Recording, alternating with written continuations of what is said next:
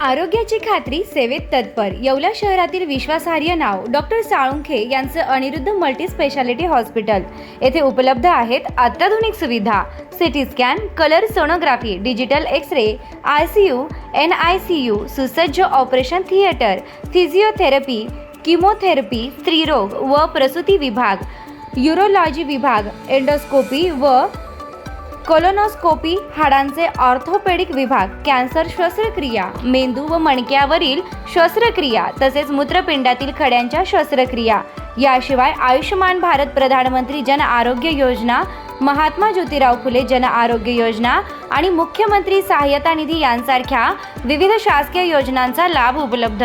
आणि आता उज्ज्वल करिअरसाठी अनिरुद्ध नर्सिंग कॉलेज येवला येथे बेसिक BSc नर्सिंग प्रवेश प्रक्रिया सुरू आहे। आधुनिक कॅम्पस, अनुभवी प्राध्यापक, सुसज्ज प्रयोगशाळा आणि दर्जेदार शिक्षणाची हमी। आजच संपर्क साधा। अनिरुद्ध मल्टी स्पेशालिटी हॉस्पिटल आणि अनिरुद्ध नर्सिंग कॉलेज येवला। तंदुरुस्त आरोग्य, उज्ज्वल भविष्य।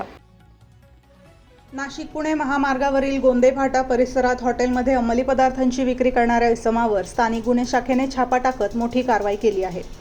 नाशिक ग्रामीण जिल्ह्यातील अवैध व्यवसायांचे समूळ उच्चाटन आणि सराईत गुन्हेगारीला आळा घालण्यासाठी पोलीस अधीक्षक, अपर पोलीस अधीक्षक मालेगाव आणि अपर पोलीस अधीक्षक नाशिक ग्रामीण यांच्या आदेशानुसार ही कारवाई करण्यात आली।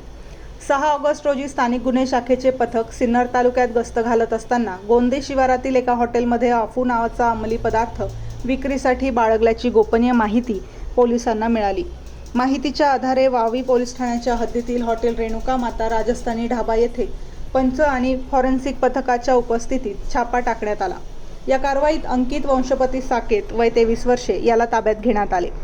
त्याच्या ताब्यातून पांढऱ्या प्लास्टिकच्या गोणीत विक्रीसाठी ठेवलेला 16 किलो 912 ग्रॅम वजनाच्या अफूच्या बोंडांचा चुरा अर्थात दोडा पावडर जप्त करण्यात आला।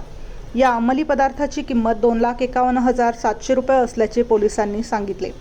चौकशीत अंकित साकेत याने हॉटेल मालक गोमाराम चौधरी राहणार गोंदे तालुका सिन्नर यांच्या सांगण्यावरून सदर अंमली पदार्थांची विक्री करत असल्याचे सांगितले आहे। या प्रकरणी वावी पोलीस ठाण्यात NDPS कायदा कलम 8 क आणि 22 अन्वये गुन्हा दाखल करण्यात आला असून पुढील तपास सुरू आहे।